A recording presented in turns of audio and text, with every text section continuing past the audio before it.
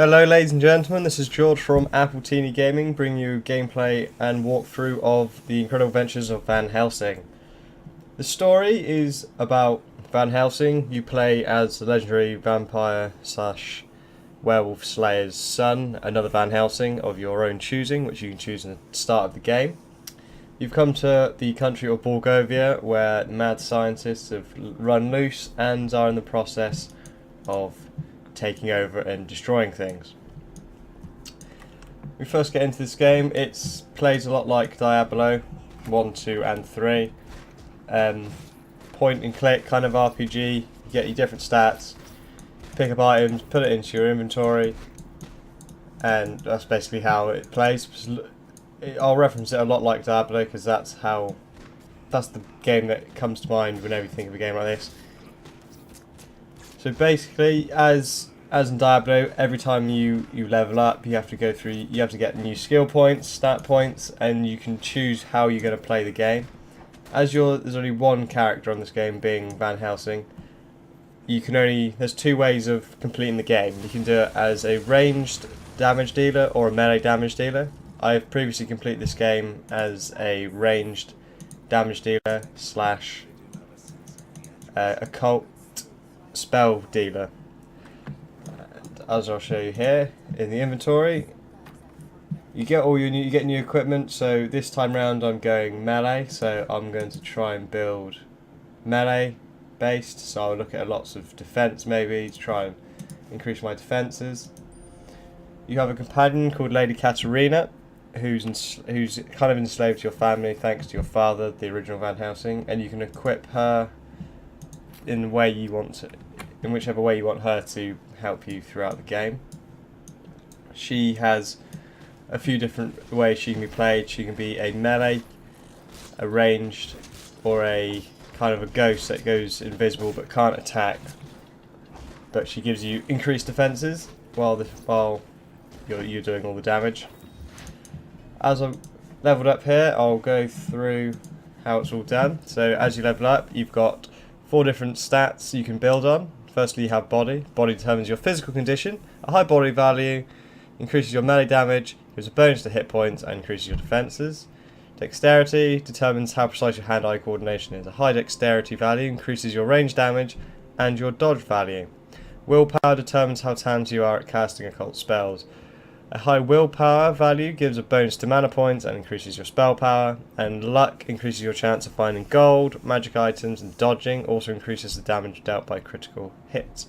So if I'm going melee this time round, I'll be looking mainly at body and dexterity. So if I put my first 5 points into body, come down here we'll see HP, which is your maximum health points. So if you go down to 0 health points, you die, and in this game you have to buy your respawn.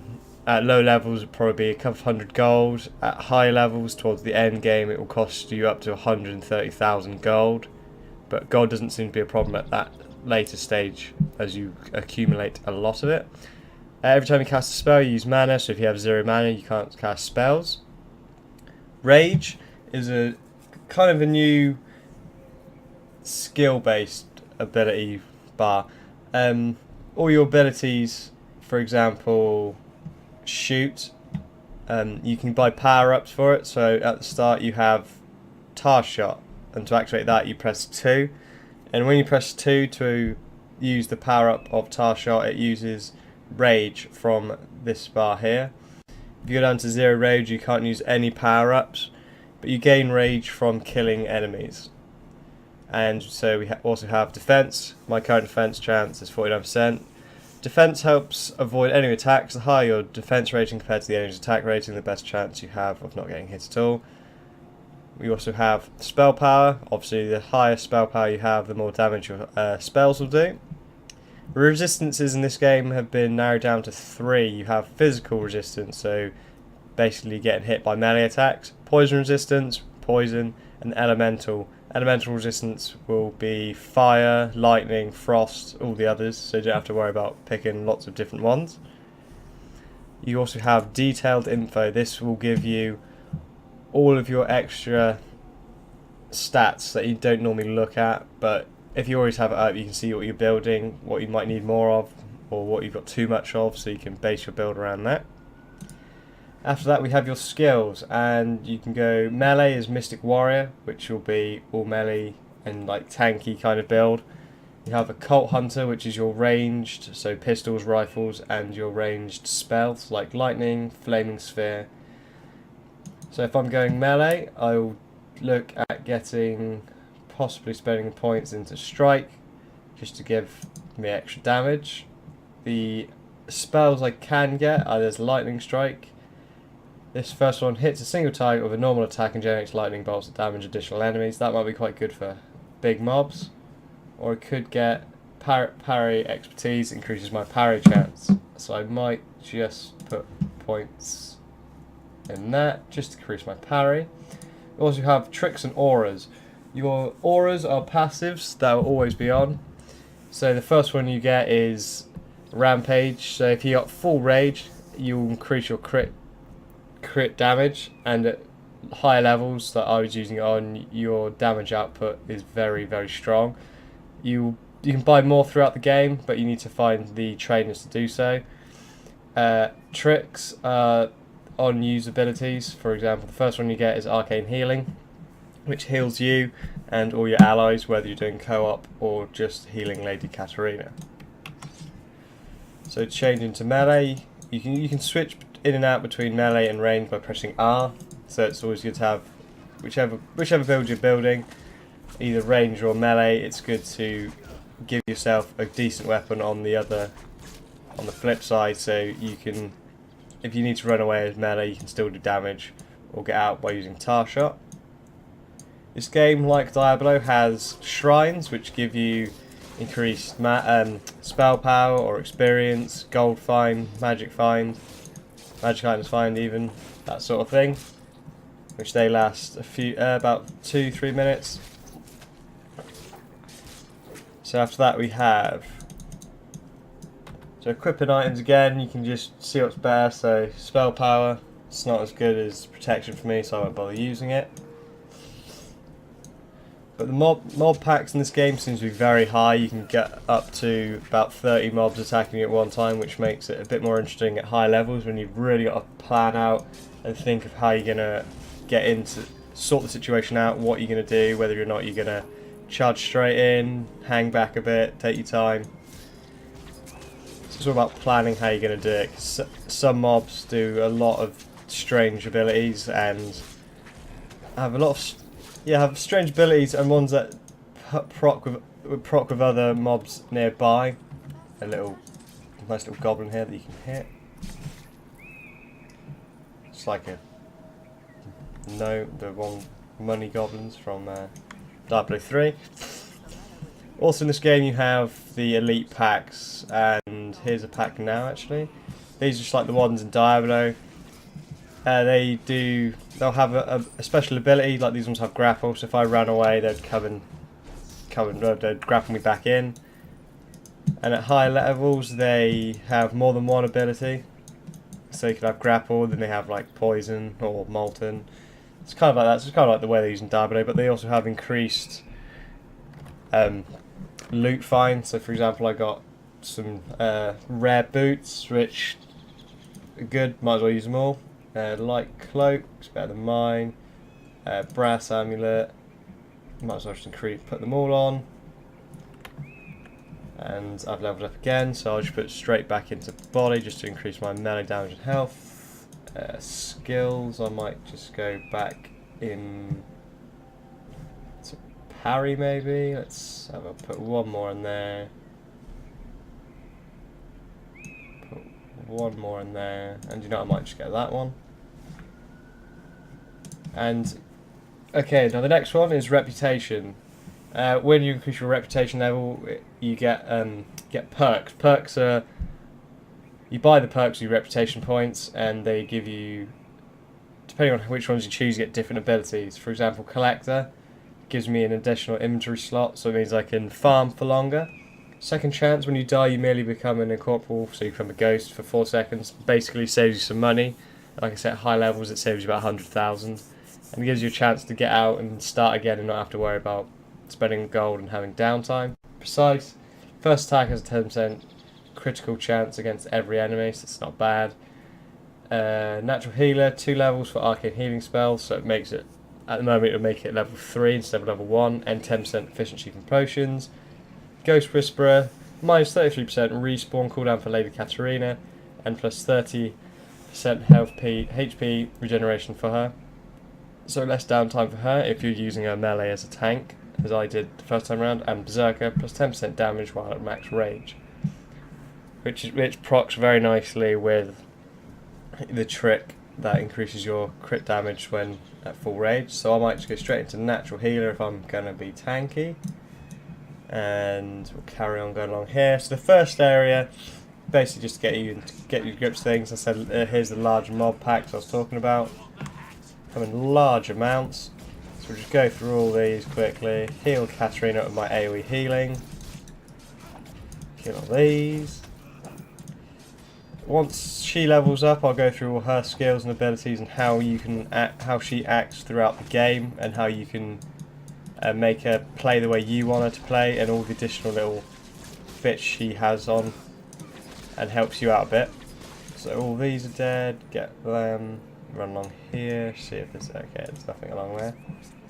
So I'll go through her abilities in just a second, just to see if there's another chest down here. Yes there is, get the gold.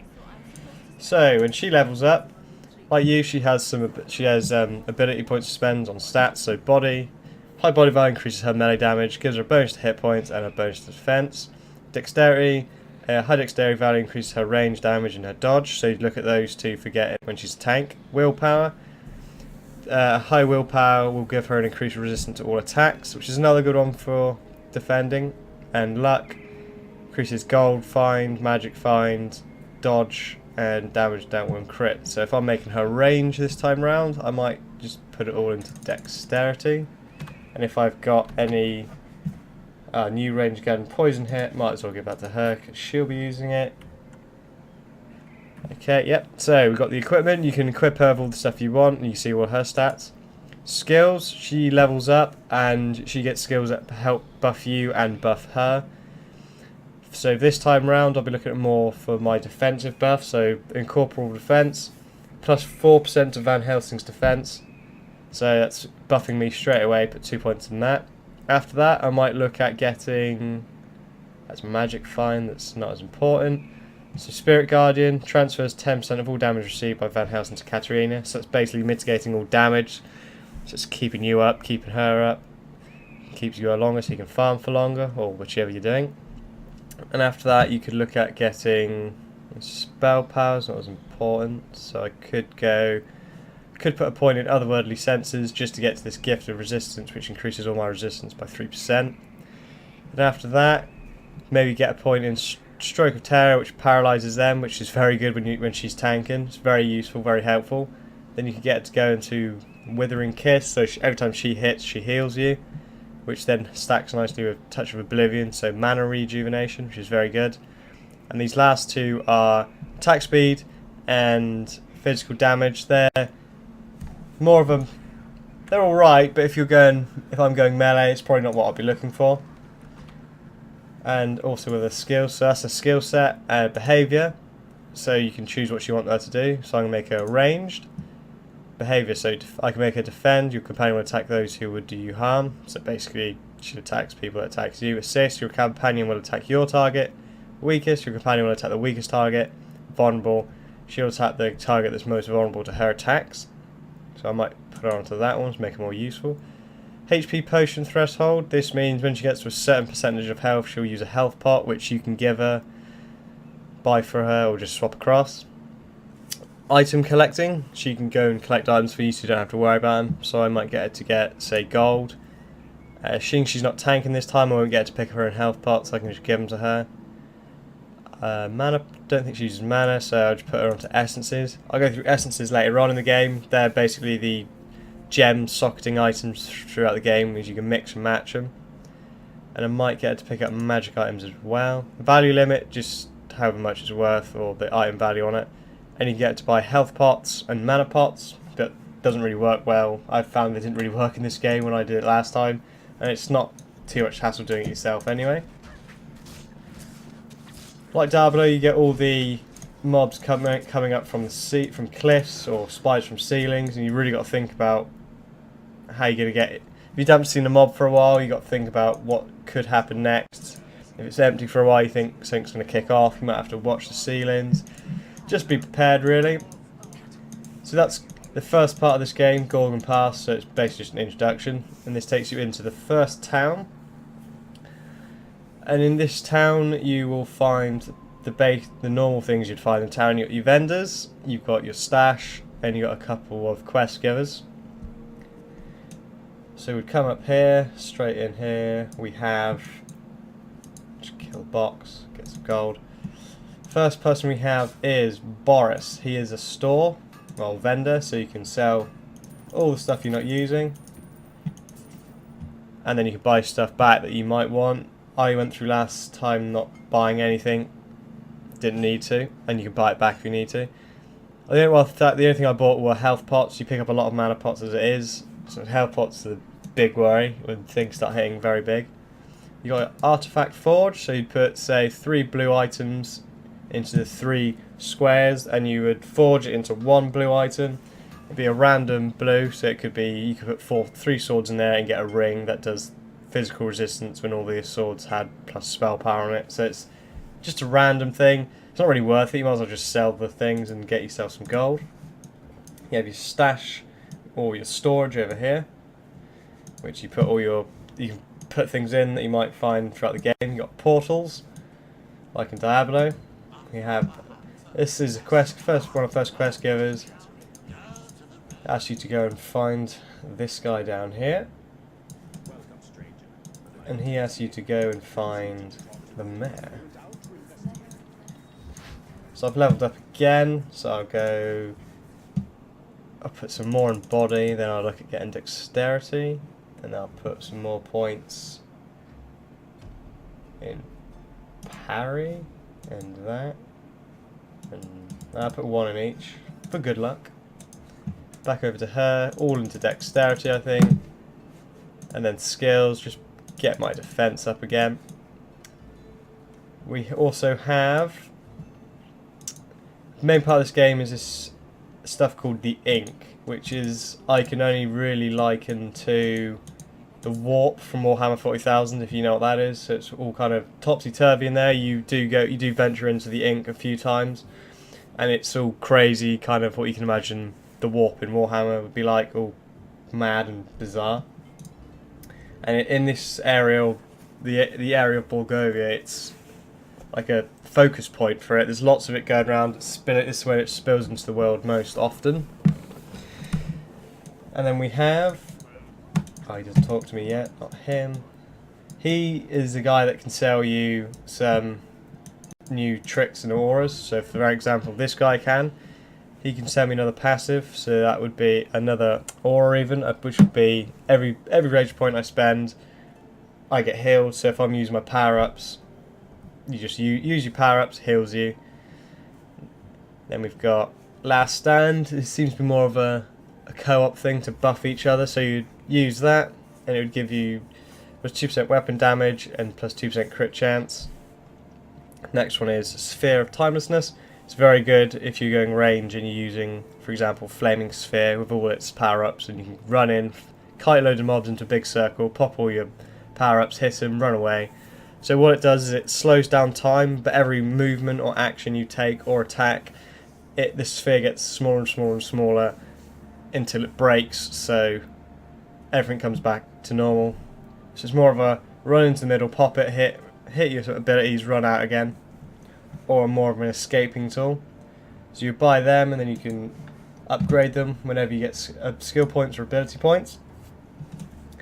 The last thing about this game, it's all supernatural mixed with steampunky kind of that sort of a genre. So you've got lightning conductors on werewolves, and you've got crazy tanks, and you've got massive patchwork guys that are kind of undead, but parts of them with robot. You got robot men.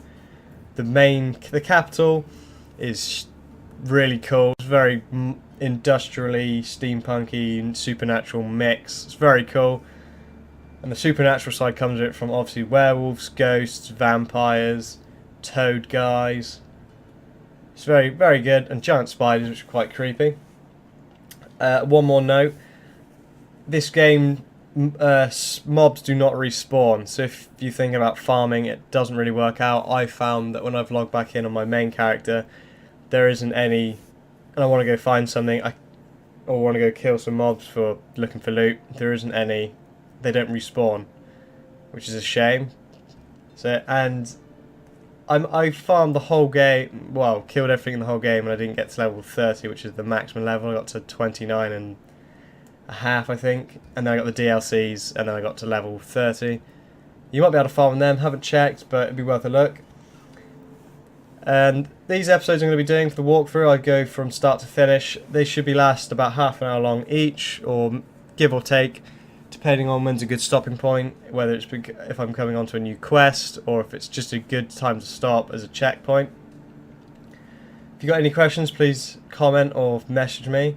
And thanks for watching, guys. Hopefully you'll like and carry on watching. I'll see you next time. Cheers.